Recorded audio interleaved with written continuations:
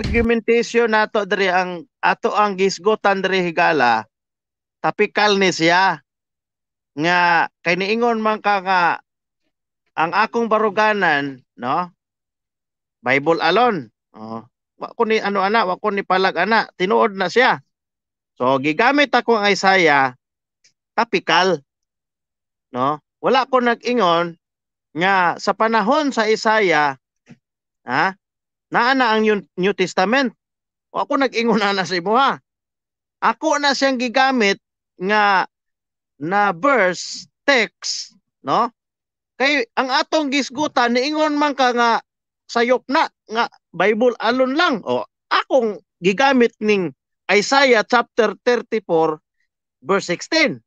Kay nga naman, mo ni siya ang leading nga gisulti sa Biblia padulong sa New Testament nga gisulti po ni Apostol Pablo nga di ka nagkinahanglan ang gisulti sa Biblia pag naanay scripture wala pa man taan ng panahon na sila naanay kasulatan silang Apostol Pablo nya karon nabay katoliko sa panahon nilang Apostol Pablo wala man ay sagsimang niabot sa tuwa kita nga nadatnan sa scripture, naan ang scripture, nga may ungang kritiko, may ingon ta karon, ako lang ni, akinanglan mangita pataglain. Opinion kamo ang nag-imbento ana. Opinion ng imuhang gihimo. No. Opinion ng imo migo. Dili. Wag yun na nasulat sa Biblia. Akong gituan biblical man. Bible alone man ang atong gisgutan karon, Aminosa.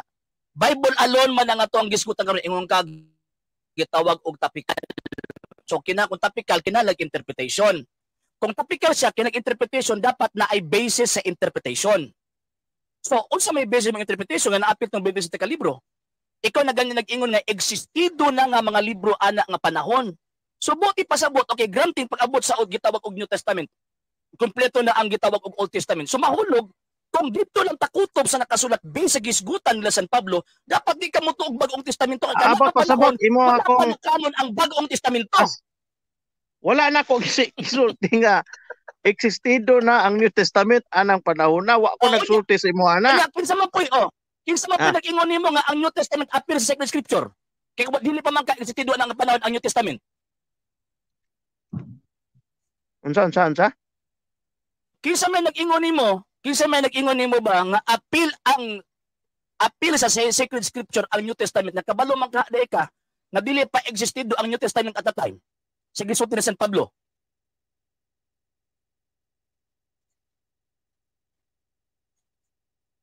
Unsa ako kagets turuhan daw. Ani. Imong tawag anang gituohan ang bagong testamento nga apil sa Sacred Scripture.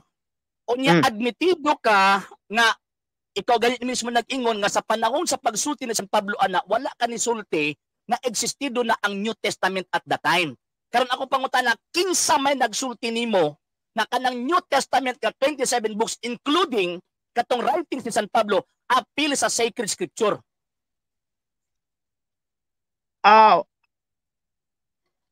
Mga apostoles ang akong gikuan, sumala ra pud sa gisulti diri sa Biblia.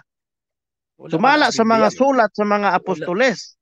Migo, wala di lagi sulat sa mga apostoles kay pangitaan bitaw taka di ka kahatag. Kanang 27 ka libro ba gisgutan nila ba? Ang akong tuba ganina ra ko di lang gid di mo madawat, no? Mo gani ako ang gihatag sa imuha ang 1 John chapter 1 unsa ilang nakita, unsa ilang nadungog, unsa ilang nahipo. Mao gani nga gigamit nako na nga verse kay ngano man tungod kay sila wala sila nagpatakag sulat, no? Nagsulat sila sumal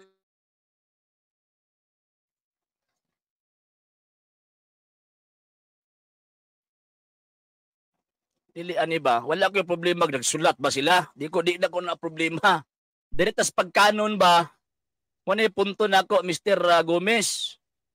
Diretas pagkanon kay tawag ining para makita nato og tama ba na imuhang tawag ining gisulti. Kano man kipuro naman opinion imong gisulti. Kanang pagkanon ba? Ganti nga nakasulat gyud ha, nakasulat sila kay dili man tan ng apostol nakasulat. Ug wa pud sila gisugo nga magsulat. Kung unsa sila nakita, mao ra pud ang ilang gisulat. O niya, kinsa man pinagsulti nimo nga tawag ining katong ilahang mga gisulat. sumala sa gitudlo sa mga apostol og ni Kristo og bisan pa sa Dios mismo nga apil ng maong mga sinulat sa mga apostol o mga disipulos, apil sa sacred scripture. Bible alone lang ha, ayog dagaglain ha. Bible alone lang. Para ato ang tawag anang kuan, ato ang makuan. Outdated kaya imong processor Mr. Gomez, perti ka habol. Ano yung maguna mga higala may igsuon? Maunay tawag anang butang nga ang kaning sula eskriptura or Bible alone dili makabarog. Nga naman, tanawa ra gud ang interpretation nila, sa topical magudna. Kung topical siya, naay gitawag og interpretation nga himuon. Kung naay interpretation nga himuon, dapat naay ebidensyang gamiton. Nga outside source sa gi-interpret nimong tawag anang text nga nakasulat sa balaang kasulatan kay para mugawas ang iyahang gitawag og meaning sa nakasulat sa balaang kasulatan. Karon, ang tawag ining pangutana imo sa topical na so nag-interpret siya. O sa iyang basic interpretation, opinion. Sa panahon ni Propeta Isaías 34:16, klaro man na kaayo nga existido na ang maong libro.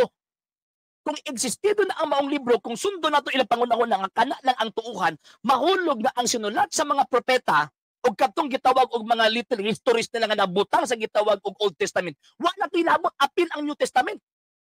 Kung katulong atong sundon, dagan sa dito ka San Pablo. Pag abot ni San Pablo, niingon San Pablo mismo ha. Niingon sa tawag anang si San Pablo nga, kining kasulatan na gibasa na nimo sukad pa sa imong pagkabata. Subuot ipasabot kadto nga writing sa gibasa, dili to writing sa gitawag og mga apostol.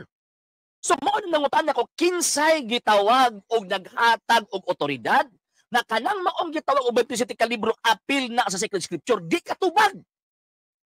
Ngano man diha madinggoy o diha tawag ining mayabo ang argumento sa gitawag og mga tao nga sula eskriptura.